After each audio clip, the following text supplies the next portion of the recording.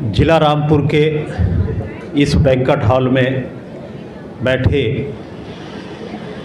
इस संघ को सादर नमन। संघम नमामि, संघम नमामि, संघम नमः। सुबह से हम बैठे हैं और समण संघ की बात कर रहे हैं। बहुत संक्षिप्त वक्तव्यों में लगातार समण संघ की ही बात की जा रही है और ये भी कहा जा रहा है कि हम इकट्ठा होंगे या जुड़ेंगे तो जीतेंगे। तो समण संघ, बहुत सारे साथियों ने बता दिया है कि समण संघ का मतलब है समूह, संघ का मतलब यूनियन, इकट्ठा होना।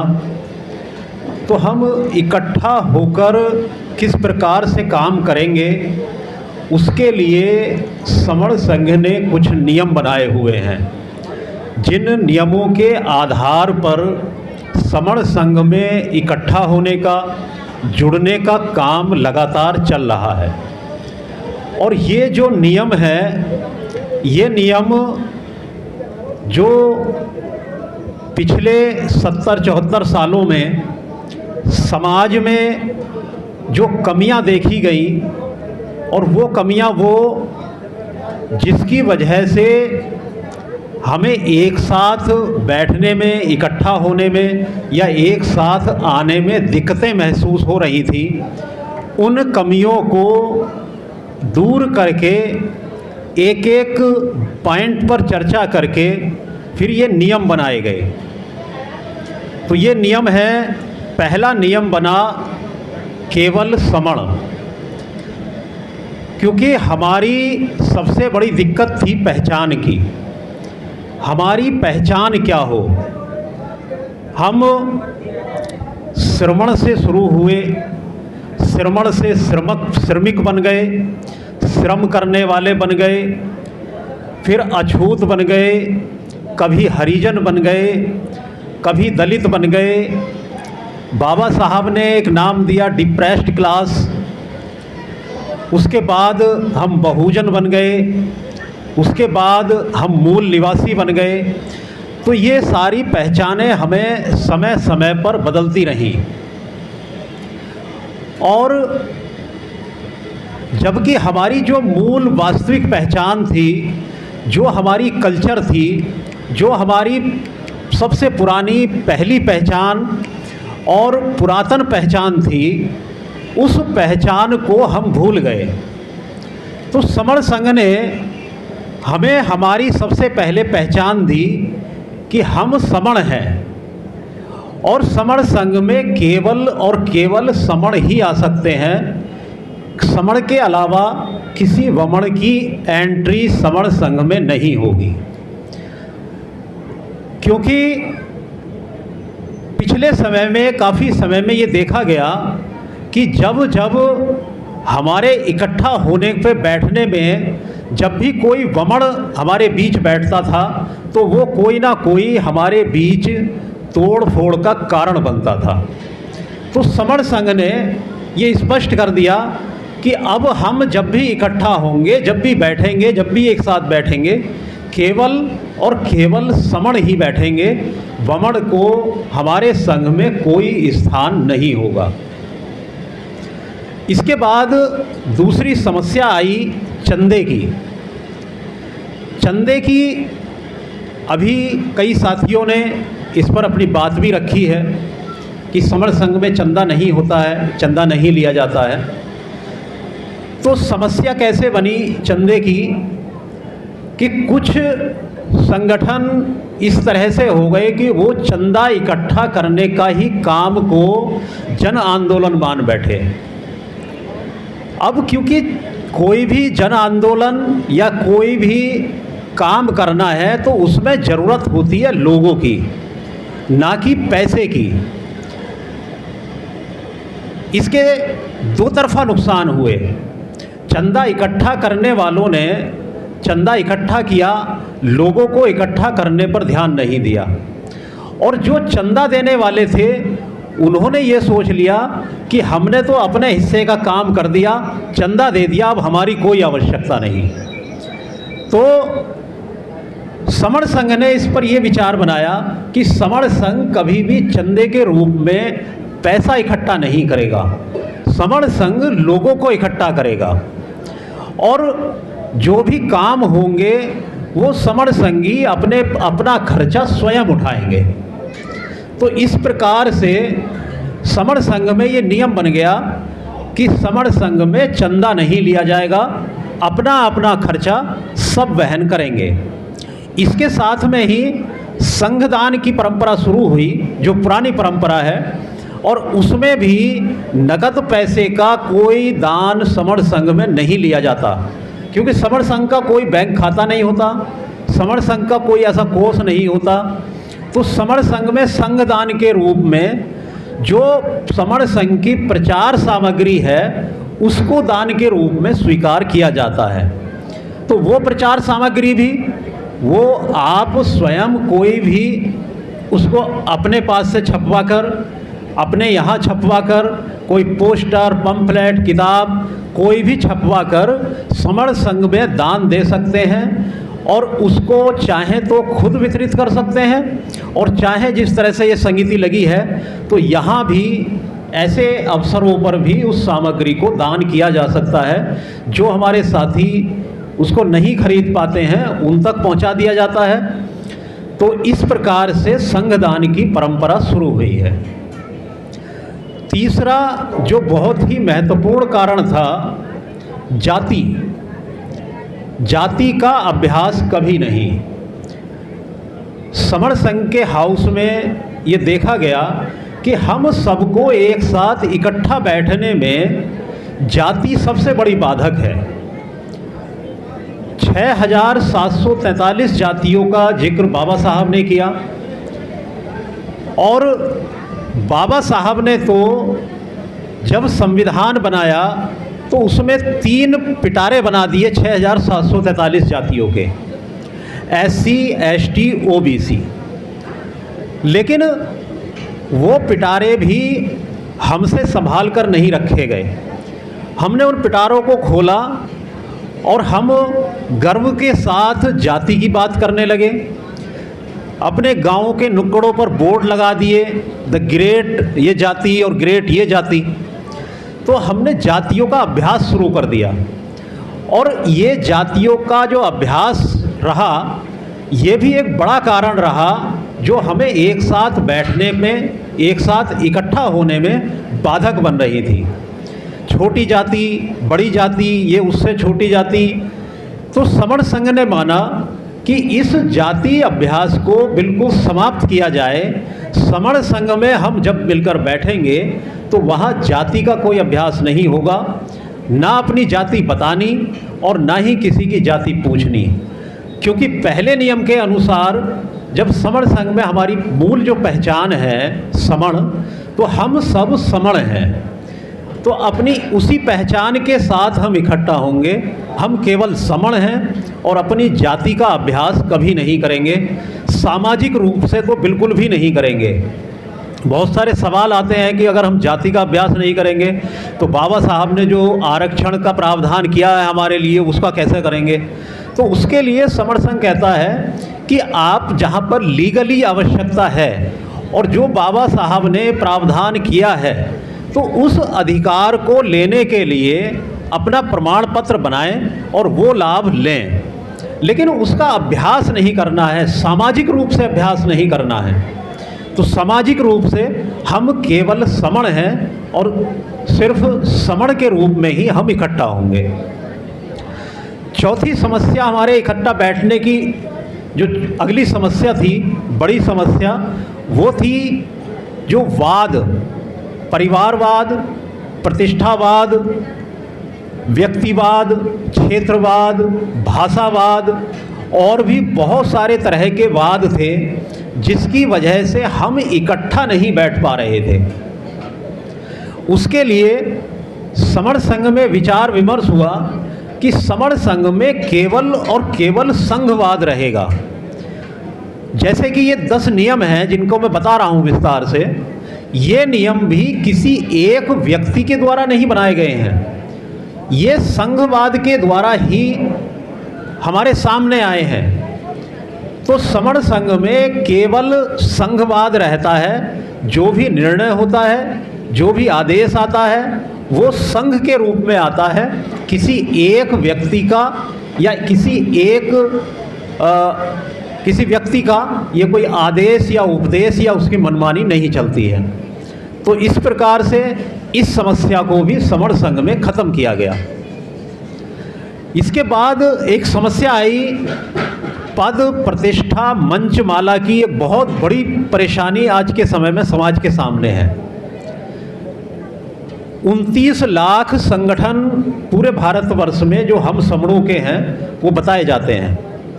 जो एक वामसेफ है, ये उसकी रिपोर्ट है कि 29 लाख रजिस्टर्ड संगठन हैं भारतवर्ष में, और इनमें से 4 लाख बहुत ज़्यादा एक्टिव हैं।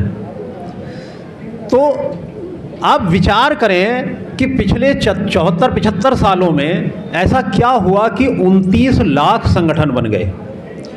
तो उसमें देखने में आया कि पदों की लालसा, प्रतिष्ठा और मंच और माला ये विशेष रहा।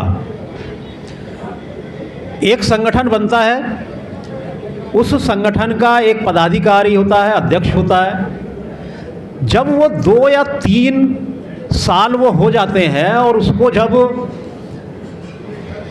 अगला कार्यकाल शुरू होता है तो उसमें कुछ लोगों में ऐसी ललक हो जाती है कि अब इसका अध्यक्ष मुझे बनना है, और जो पहले से बना हुआ है वो उसको छोड़ना नहीं चाहता। तो अगले 3 साल के बाद उसके 2 फाड़ हो जाते हैं, उसके बाद फिर 2 फाड़ हो जाते हैं। तो ये जो पदों की लालसा है ये दिन ब दिन बढ़ती चली जा रही है। तो समण संघ ने इस पर पाबंदी लगाई कि समण संघ में कोई पद नहीं होगा। तो समण संघ में कोई पद नहीं है और उस पद की प्रतिष्ठा भी नहीं है। ना ही समण संघ में मंच लगता है और ना ही किसी का माला डालकर स्वागत किया जाता है। मंच अगर लगता है तो जो लोग मंच पर बैठते हैं उनका तो सम्मान हो जाता है, जिनको माला पहनाई जाती है उनको तो सम्मान हो जाता है। लेकिन जो सामने बैठे होते हैं, तो जैसे ही जब सामने वाले का सम्मान है तो उनके सामने जो बैठे हैं उनका तो अपने आप ही अपमान हो जाता है। तो समण संघ ने ये माना कि समण संघ में सब बराबर होते हैं, सबका बराबर सम्मान होता है और सब एक समान रहते हैं, एक समान रूप से बैठते हैं, एक समान रूप से सारे काम करते हैं। तो समण संघ ने इन सब चीज़ों पर भी प्रतिबंध लगाया और ये नियम बना दिया कि समण संघ में पद प्रतिष्ठा मंच माला कभी नहीं होगा। इसके बाद अगली समस्या थी पंजीकरण की। तो इसमें समण संघ ने अगला नियम बनाया कि समण संघ का कभी पंजीकरण नहीं होगा। पंजीकरण जो रजिस्ट्रेशन होता है वो होता है उस चीज़ का जिसका कोई मालिक होता है, जिसका कोई ऑनर होता है। ज़मीन का रजिस्ट्रेशन होता है, पंजीकरण होता है, उसका कोई मालिक होता है। किसी गाड़ी का रजिस्ट्रेशन होता है, उसका कोई मालिक होता है। कोई संगठन होता है, उसमें भी वो बॉडी होती है एक जो गवर्निंग बॉडी होती है, अध्यक्ष, कोषाध्यक्ष और सेक्रेटरी, तो वो भी उसके मालिक होते हैं। तो क्योंकि समण संघ का तो कोई ना तो मालिक है और ना ही समण संघ में कोई पद है, क्योंकि रजिस्ट्रेशन के लिए एक अध्यक्ष की आवश्यकता होती है। तो समण संघ में तो ना तो कोई अध्यक्ष है ना ही इसमें कोई पद है, तो इसका पंजीकरण भी कभी नहीं होगा। तो ये नियम बना दिया गया।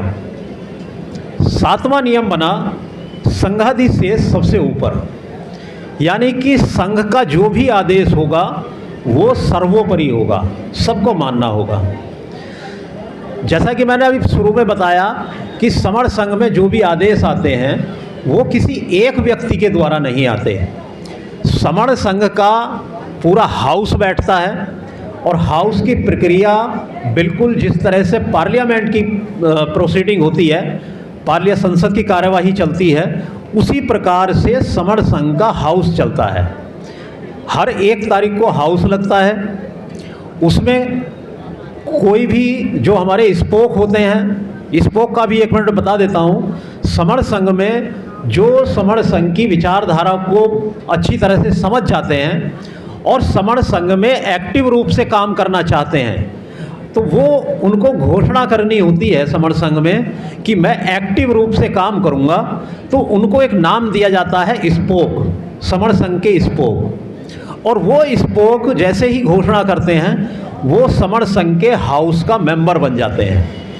तो समण संघ के हाउस में केवल स्पोक को ही अपनी बात रखने का मौका मिलता है, अपना एजेंडा रखने का मौका मिलता है।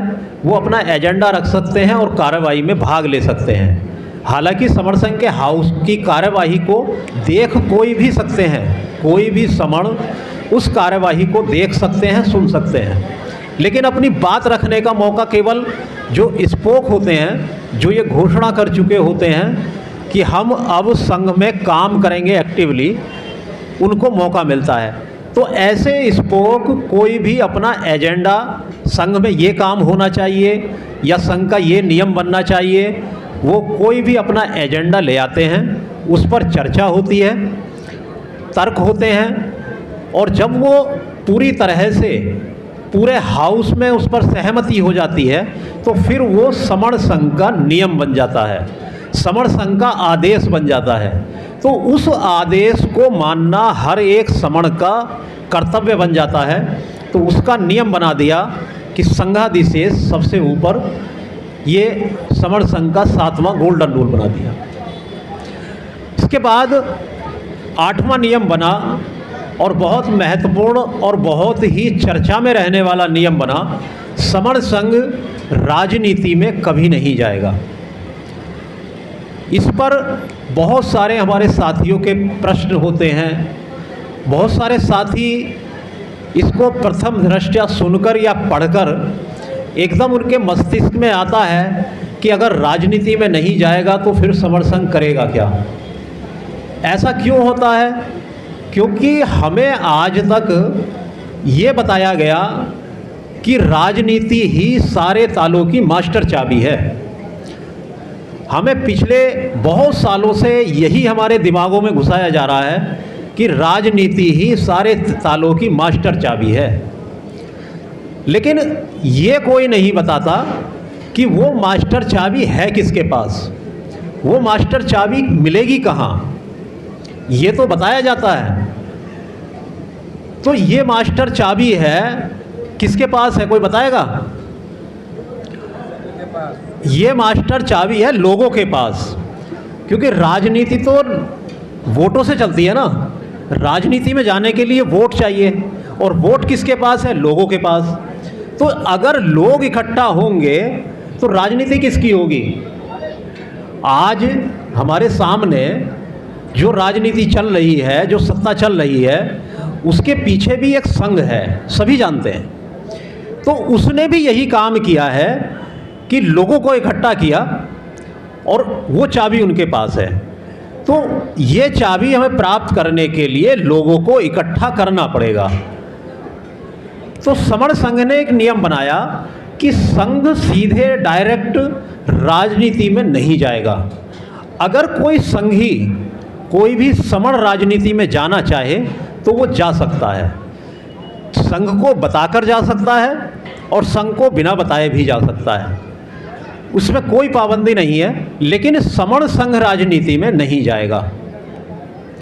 और इसके बाद 9वां नियम बना, ये हम सबके सुरक्षा के लिए बना, कि संघ घातक की वापसी संघ में कभी नहीं होगी। ये नियम इसलिए बना क्योंकि संघ जब हम इकट्ठा होकर बैठते हैं, इसको एक और छोटे से उदाहरण से बताता हूँ।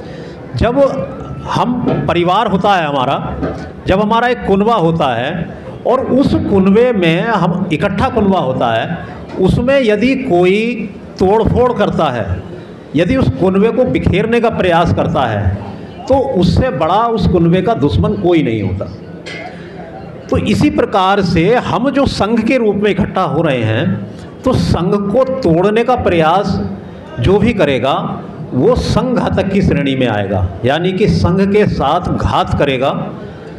ऐसे व्यक्ति की कभी भी दोबारा से संघ में वापसी नहीं होगी। और ये नियम, सारे के सारे नियम जो बुद्ध के जो विनय पिटक है उसी से लिए गए हैं, सारे नियम उसी से संबंधित हैं। और बुद्ध के समय का भी उदाहरण है कि जब बुद्ध का भिक्षु संघ था, उस संघ से देवदत्त जो बुद्ध का चचेरा भाई था, वो 500 श्रामणेरों को बहकाकर संघ से ले गया था। लेकिन बाद में बुद्ध ने कुछ सीनियर भिक्षुओं को उन श्रामणेरों के पास भेजा, उनको समझाया, तो वो 500 जो श्रामणेर थे वो तो वापस आ गए संघ में, क्योंकि उनकी अपनी कोई गलती नहीं थी, उनको बहकाकर वहाँ से ले जाया गया था। लेकिन जिसने बहकाया था देवदत्त को पूरी जीवन भर वापस संघ में नहीं लिया, और वो किस तरह से सड़सड़ कर मरा सभी जानते हैं। तो इसी प्रकार से समण संघ के साथ भी जो भी घात करेगा उसकी समण संघ में वापसी कभी नहीं होगी। ये समण संघ का 9वां गोल्डन रूल बन गया। और 10वां गोल्डन रूल, ये जो 1 से 9 तक जो गोल्डन रूल बताए हैं, इन 9 नियमों पर लॉक लगाया, ताला लगाया कि ये 10 नियम संघ का आधार रहेंगे, ये ना कभी बदले जाएंगे और ना कभी अमान्य किए जाएंगे।